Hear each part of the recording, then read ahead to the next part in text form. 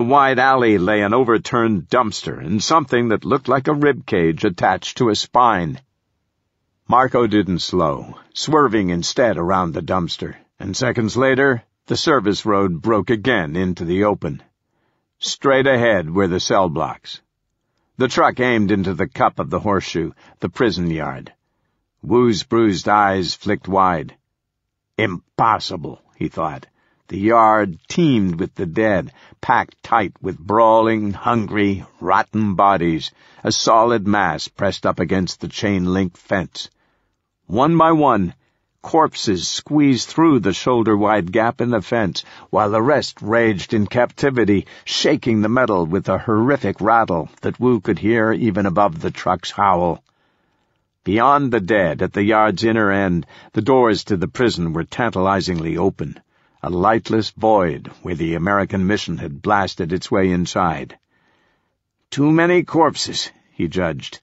Too many to get through. 100 meters distant, where the road forked away to the north grounds, the black shape of Big Skull's double quad rumbled into view, trailed by the single bore. "See?" Marco said. "Ours was a shortcut." "Hurry," Wu said. "They're fast." "Don't worry, we've got this." "How?" "The yard is suicide. We need another way." He'd no sooner spoken than the MTVR accelerated, and as the speedometer inched past 30, past 40, past 50, Wu's heart kept frantic pace. He glanced at the American, the malnourished figure hunched over the wheel, his forehead furrowed and slashed, his skin slathered with every kind of filth, blood, sweat. And in that moment, Wu judged that Henry Marco was the most relentless man he'd ever known. "What are you doing?" Wu asked, quiet but stern. Marco ignored him. "Doctor." "Breaking into prison. What else?" The yard rushed towards them at blistering speed, and gunfire erupted again as the horsemen in Big Skull charged from the north, and Marco's unyielding foot pinned the accelerator to the floor, and the dead convicts behind the chain link snapped their jaws, urging the truck forward, and Wu thought, "No!" And then every last thought in his head smashed to pieces as the truck slammed the fence at 60 miles per hour. Chapter 11. Death Sentences. Marco yowled upon impact, his mind vivid with imagined horrors. The truck somersaulting end over end in his thoughts, a green metal blur that broke apart on the asphalt, corpses peeling his pink wet meat from the wreck. But instead, thank Jesus God, that didn't happen. And the fence imploded, the 2-ton truck trumping the weight of the corpses piled against it. The scream choked off in Marco's trachea as the chain link crumpled around the truck's grill, and, as easily as snapping a twig, an entire 30-foot section of fence ripped free from the posts, carried forward by the speeding MTVR. The prison yard rang with a metal hiss and the din of 100 balloons bursting, damp, fermented air blasting from the convicts' dead lungs as the truck leveled them. With the chain-link section pinned to the hood, the truck barreled into the yard like a bizarre bulldozer, plowing corpses into its elongated shovel. Those who hit first clung to the fence, their gnarled fingers wrapped in the chain-link. Briefly, Marco locked eyes with a hardened male. A knife scar like a lightning bolt struck upon its ashen cheek. Dozens more corpses piled behind it, amassing 4 or 5 deep, as the truck raked a crazy, violent, high-speed path, knocking aside a weight rack, tossing dumbbells, skipping across the white stripes of a basketball court on a collision course with the brick wall ahead. Marco screamed again. The dead took the brunt of the crash, a 50-corpse buffer between the wall and the truck. Marco cringed at the collective crack of 1,000 pulverized bones as heads popped from bodies like champagne corks. A hailstorm of rubbery corpse flesh plopped onto the truck hood, small diamond shapes chopped by the chain-link holes into bits like greasy cookie dough. The knife-scarred male's lips thrust open on impact. Its stomach squirted from its mouth and dangled like an obscene giant purple tongue, dripping slime. The steering wheel punched hard into Marco's sternum, slugging his breath away. His head swooned as the truck settled to a stop. His mouth opened and closed, gasping for air that wouldn't come. 5 seconds passed until he gathered himself to speak. "Holy shit!" he spat. Wu's face was a rictus of pain, his hand clamped over his shoulder. Fresh red blood trickled between his fingers. "That was foolish." "Yeah, my bad," Marco cut him short. "Come on, we gotta go." Behind the chain link, a dozen surviving corpses wriggled, pinned harmlessly against the brick. But in the mirror, Marco saw another orange-suited swarm staggering towards the truck. The dead rioters were returning for an easy meal here in the yard. He scrambled from the truck. The dead were 50 feet away. No sign of the horsemen yet, but the noise of their quads grew louder by the second. And the fence was torn wide open like a red carpet welcome. "Damn it!" "That way," Marco pointed as Wu joined him at the back of the truck. The prison entrance was 10 feet ahead, a scorched rectangle where the doors had been blasted off by the RRU. He hadn't taken a step when a thunder blast crashed down on the yard, and brick fragments exploded from the wall, peppering him like painful little bites. "Christ!" he yelled, shielding his head with his arms. At the open end of the yard, the horseman quad had dragged to a stop. From atop the gun turret, Big Skull scowled across the sea of corpses. "Hit them!" he boomed, his voice deep and savage, so feral a cry that Marco barely discerned the words. "Clear it out!"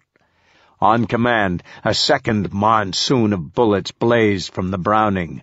Corpses burst apart. Strips of orange fabric fluttered in the air. Wu blew past Marco. "Inside!" Maddened, Marco broke for the doorway at full sprint. Sensing the Browning locked on his mad-running legs, the steel rounds aimed to snap him apart at his knees. Into the blackness he leaped, sprawling as his foot caught the top step. Bullets whistled overhead. He bounced up and ran through the intense dark. Wu's footsteps pounded ahead. "This is crazy," Marco thought. "Reckless. Anything could be waiting in here." Blindly, he lumbered down a hallway that turned twice, arriving at a security checkpoint. A barred door. Open, thank God. He burst through and felt the space around him widen. The central cell block. Early sunlight had just begun to penetrate the gloom, and Marco strained to see, suspicious of every shadow within the vast interior. His eyes darted to all corners, wondering from where the first corpse would charge. The dimensions were huge. An endless warehouse of cells spanning hundreds of feet before disappearing into a dark vacuum where the light finally failed. Echoes sounded from those far depths, casting back the clump of his boots on the hard tile. He stopped alongside Wu, and the two men hovered at the threshold, taking stock. "See anything?" he asked Wu. "As much as you." Outside, the muffled sound of gunfire slowed, then quit. "Maybe the corpses ate them," Marco suggested. "Doubtful. More likely the horsemen emptied the yard. They'll be coming now." "So, which way for us?" Marco squinted, performing a fast survey of the block. Watery light filtered through steel-barred windows set high overhead. Dust drifted in the beams, and somewhere he heard wings flutter.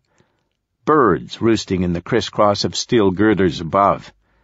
The air had a queasy stink, like fertilizer. Pungent. The smell of puke and manure combined.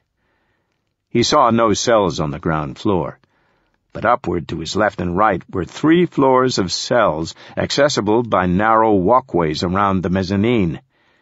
Here and there, a skeletonized arm draped through a balcony railing. Loose bones riddled with bite marks littered the tile ahead. 10 feet from Marco were the discarded remains of a prison guard, table scraps from a feeding frenzy. The poor bastard's torso had been twisted from his legs. His spine extended a full 12 inches from where his upper body ended, so that he looked like a gruesome human lollipop. Marco remembered the video Osborne had shown. Was this the same mezzanine? The same guard he'd seen devoured on film? Maybe, maybe not. Each block was probably a carbon copy of the next, but if so, then Roger would have vaulted. Marco scanned the walkways over that railing and landed right about there. He dropped his gaze to the floor, almost wishing Roger had just broken his neck from the fall. An easier death. No escape to the lab, no secret email, no need for this bullshit. The sudden growl of a quad engine snapped him back to reality. "They're inside," Wu said. His voice echoed deep in the mezzanine, and as it returned, it brought back another sound.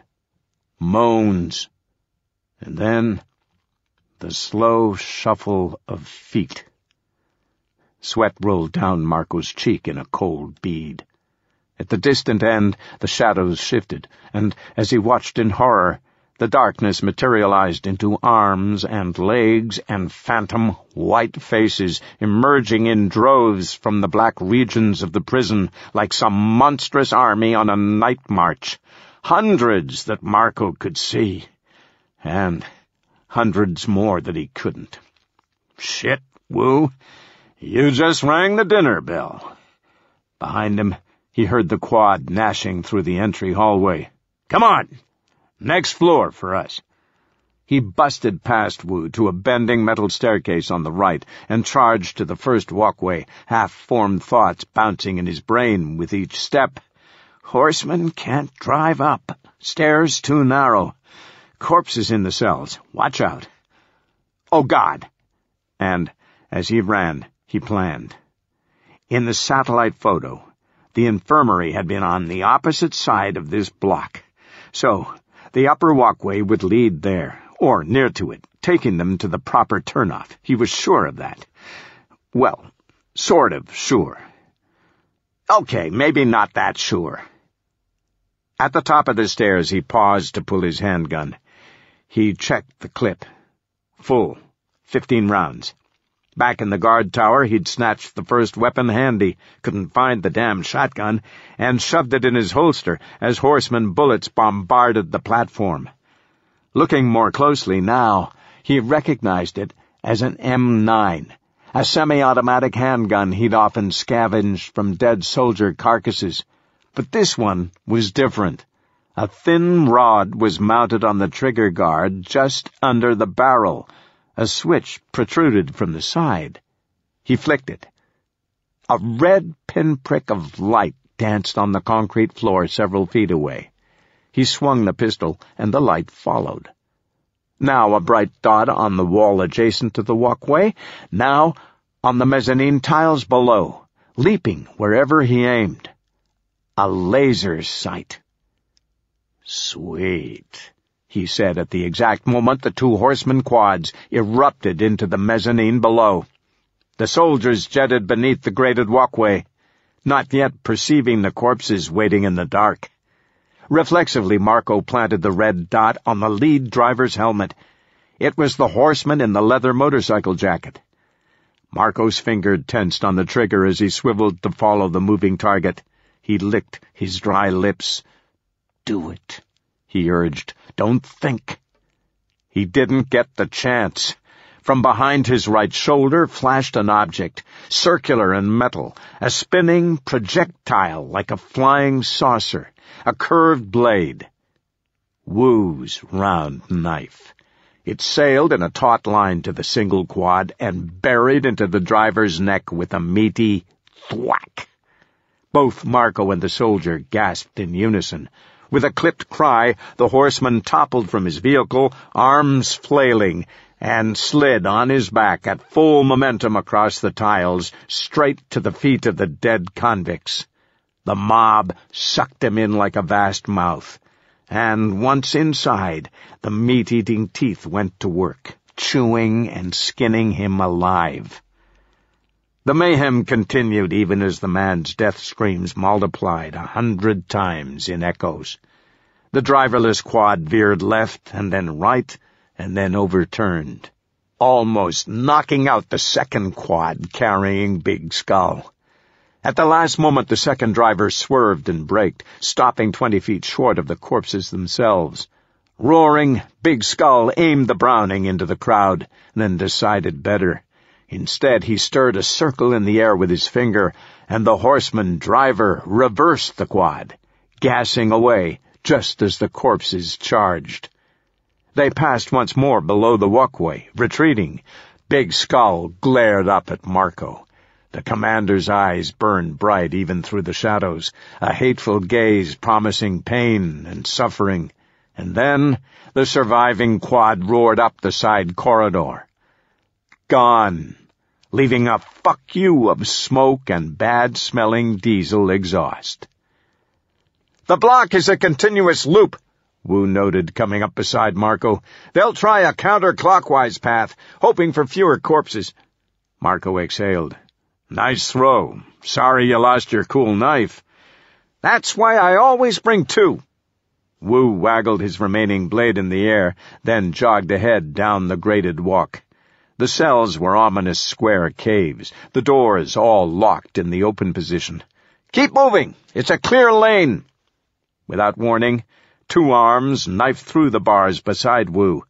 From inside the cell, a dead prisoner snared Wu by the shirt and reeled him, struggling and kicking against the cage. Oh, crap. Startled, Marco dashed to the cell. The corpse hissed at him through the bars, a skinny male, naked with purple lesions across its scalp and a single yellowed rib stabbing out its belly like an elephant tusk. It gripped Wu in a desperate chokehold, its forehead dug against the bars, teeth snapping but unable to reach Wu and bite. Marco centered the M9's red dot between the bloodshot eyeballs and fired.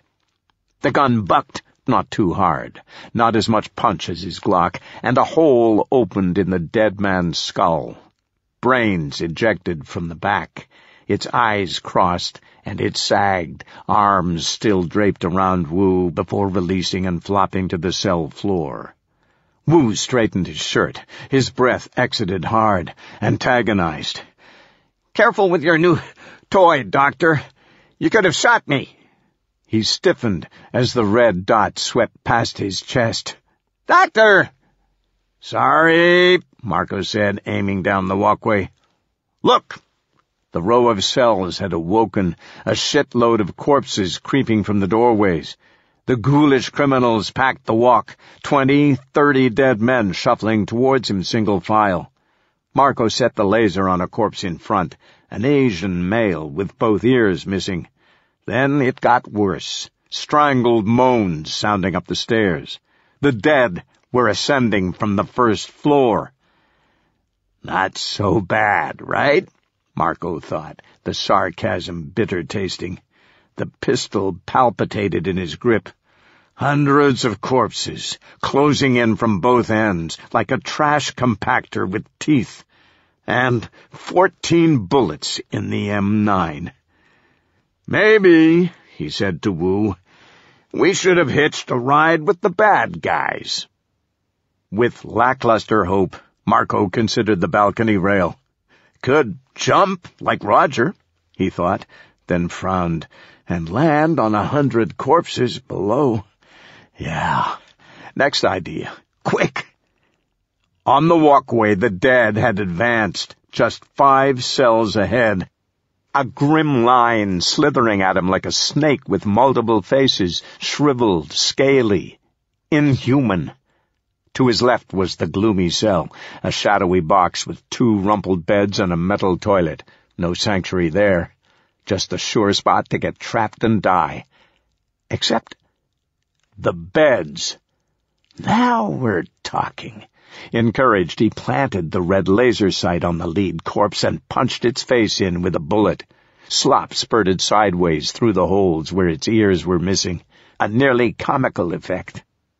Without waiting for it to fall, Marco pinched the trigger again, bagging the next corpse in line too. He kept firing. The red dot made it easy, inappropriately fun, like a carnival game. Bam, bam, bam, until he'd splashed the walkway with another 6 kills. Enough, he thought, and forced himself to stop. That'll buy a few more seconds. Come on! He hollered to Wu and ducked into the cell. The stench inside ambushed him, like spoiled meat marinating in piss, and sure enough, he noted the toilet overflowing with a sloppy red chum, and he gagged, eyes flooding hot. You ever? He coughed and had to stop and spit. Working fast, he threw back a ratty blanket on the bed and almost puked again.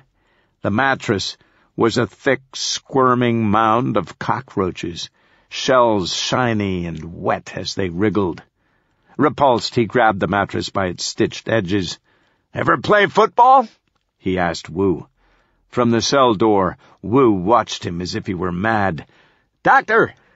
Me neither, Marco said, and yanked the mattress from the rusted bed springs. Roaches pelted his face, hit the concrete floor, scuttled under the bed frame. In his fingers the fabric was damp, soaked with roach shit, padded thin, not much wider than a bedroll, but it would work. I wasn't tough enough, he squawked, battling another wave of sickness. Tried when I was 10. Lasted only 2 practices. Cried at both. He thrust the mattress at Wu. Surprised, Wu accepted it in his hands. Marco wheeled back to the next bed, seized the second mattress for himself. Outside on the walkway, the corpses had tottered into view, nearing the door. Time for blocking drills, Marco announced. He flashed Wu an uncertain smile, and then, before he could begin to question his own sanity, shoved past the sergeant and out the cell. On the walkway, he carried the mattress before him like a full-body shield. To his right, the corpses from the staircase had reached the top. With a silly, high-pitched whoop, as if he really were a 10-year-old boy again, he charged left instead, towards the walkway convicts, his shoulders squared against the mattress. 4 steps, 5, and thwomp! His lungs expelled air like paper bags popping as he rammed the first corpse, never seeing the dead man, registering only the smack of a body against the other side of the mattress. Pain drove deep into his shoulder. Shit! That hurt. He rumbled forward, remembering why he'd quit football. Just don't cry, okay? But the game plan worked. The corpse sprawled backwards, a sunken-chested male, and Marco's steam rolled over it, high-stepping. Another football drill he'd sucked at to avoid the hands swiping crazily at his ankles. He'd barely recovered from the first hit when the second came, the next corpse in line, this time a glancing blow that spun the corpse into the walkway rail. As Marco passed, the rotting convict lunged at his unprotected neck, just as Wu blasted forward with his mattress and knocked the corpse on its ass. Marco arched an eyebrow. Good hit. You just made varsity. The bedding wobbled in his grip as a corpse struck the other side. He heard a hiss of fabric ripping and realized the dead man had bitten the mattress. He tightened his hold. Don't drop it or you're fucked. Go! He shouted. He stormed forward, his weight centered low, pumping his legs as if he were pushing a car, and thwump! Bulldozed through the mattress-eating corpse, and then thwump! The next corpse, and then the next, and the next, as dead convicts bounced and banged off the rail, unable to get at the tasty meat behind the padded shield. Following behind him, Wu dealt the finishing blows, bowling the day's corpses flat. Marco hurtled over a wild tangle of dead arms and legs.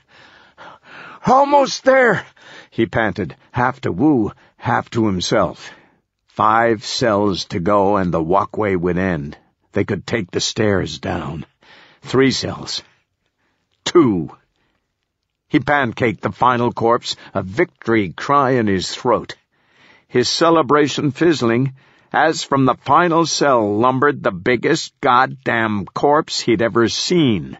400 pounds, wide as the goddamn walkway. Its head was a mountain of rolled fat, its chin covered with a thick, blood-dripping beard. That's not a beard, Marco realized, recoiling with disgust even as he charged madly ahead. A dead rat hung from the mouth, gripped between the corpse's teeth. He barreled into the giant. For an agonizing instant, his rib cage compacted like a fist, painfully tight around his lungs, and the mattress springs coiled under him. Wu barreled against his back, and he was pinned for half a moment between the 2 mattresses like an absurd sandwich, ready for eating. And then the fat corpse wobbled and toppled under him. Marco and Wu rolled across the blubbery mound, falling with it, tumbling to the free side of the walkway. The men hit the grating hard and came to a stop, sprawled atop their mattresses, gasping on the floor beside the obese male.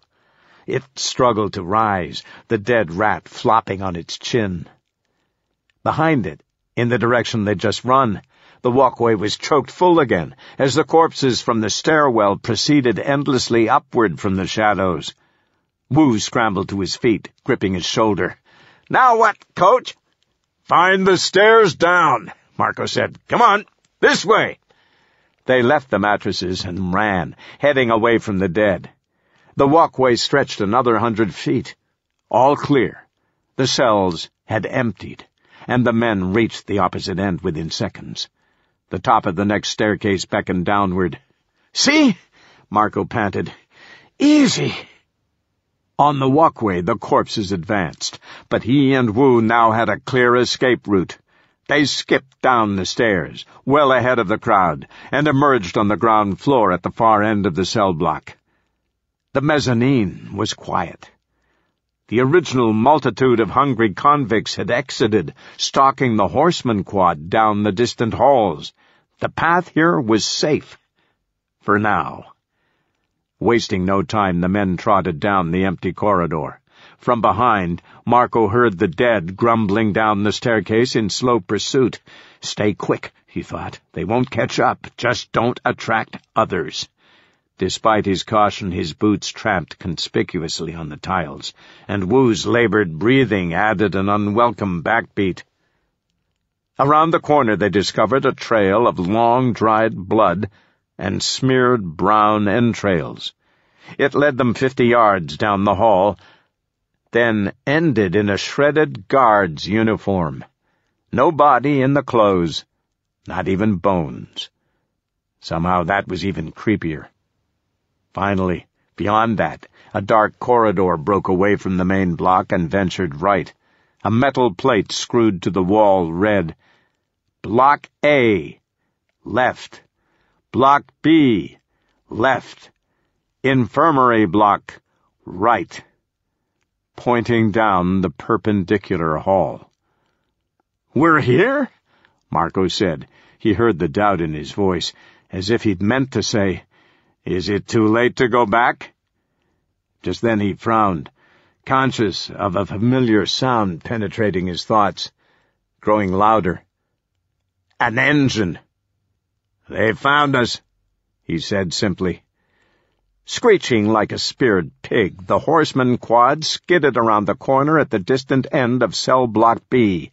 It swerved, nearly sideswiping the wall, then immediately corrected itself and peeled towards Marco and Wu with a belch of charcoal smoke. Big Skull's chiseled face leered from the turret. "He sees me," Marco thought. "Run!" Wu urged, then fled into the corridor. As Marco followed, he glimpsed the dead army flooding the cell block, hot behind the quad. One huge party, on its way to the infirmary. He sprinted, scared as shit, down the connecting corridor. The passage was a long, straight hall tethering the cell blocks to the medical ward, a windowless, unlit hall, and he felt like a mouse being swallowed down the throat of a black serpent. Wu's shadow flitted 10 feet in front, and Marco chased after it, off balance and bumbling, praying he wouldn't bump into some dead thing hiding in the dark. And then he saw something worse. Oh, shit! His sweat turned to ice water on his skin. Oh, shit! Steel bars blocked the corridor. A security checkpoint. The cage doors shut. Wu lunged to the door first, grabbed hold and grappled the thick bars, then dropped his arms and cried out in frustration. Locked. Marco's face drained. Slowly he turned and gazed back up the one-way corridor. 100 yards out, the horseman quad had turned down the entrance, rumbling through the dark, an ominous silhouette growing larger by the moment, and behind it, the dead followed. Resurrected convicts jammed the lone exit, the only escape, an impenetrable mass of putrid, pus-smelling, blood-starved cadavers staggered down the corridor behind the quad, as if the horsemen were leading a Halloween parade. Marco almost laughed, then almost vomited. Big Skull had just committed suicide, but didn't realize it yet. And he's taking us with him. Marco sagged against the unbreakable door. The cold bars dug into his spine. Dead end. Pointless, was all Marco could think. Pointless to survive all the bullshit, the past 3 days, the past 4 years, to travel so far and fight so hard and then die here in a rank corridor in a prison 400 miles from home, having accomplished absolutely fucking nothing. No Roger, no Danielle. Shit. He might as well have been torn apart on day 1 of the resurrection, and spared himself the trouble. Because, of course, this was going to end badly. He'd known so from the start. Jesus Christ, how had he ever convinced himself otherwise? Images flashed across the synapses in his panicked head. Himself in his attic in Arizona, the week of the evacuation. Hiding from evac squads that combed his neighborhood, his ears squished under his palms to repel their urgent pounding on the front door. He'd huddled in the dark, alone, waxed with sweat and dried blood and fear. He would find Danielle, he told himself. He would stay and find her. Somewhere outside on the street a man screamed. Long and excruciating. He pressed his palms harder to his ears until his lobes hurt. Behind his skin he heard his terrified heartbeat, like a separate voice arguing.